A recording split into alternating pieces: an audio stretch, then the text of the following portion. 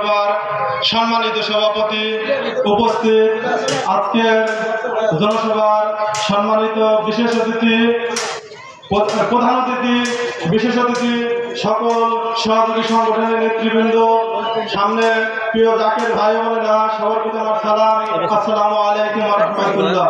Zaker party একটি আদর্শ কেন্দ্রিক রাজনৈতিক দল, যে দলে মারামারি নাই, কাটাকাটি নাই, গোল নাই, খুন নাই, চাঁদাবাজি নাই, জ্বালাও পোড়াও নাই, হরতাল নাই, এমন একটি পার্টি জাকের পার্টি। এই পার্টির প্রতীক হলো গোলাপ ফুল।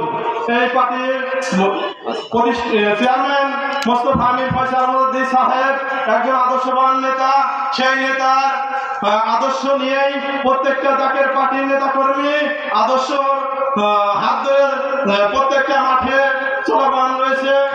গোলাপ ফুলের ভোট, প্রত্যেকটা এলাকায় গোলাপ ফুলের ভোট যাবেন। এগুলো আমার কথা শেষ করছি।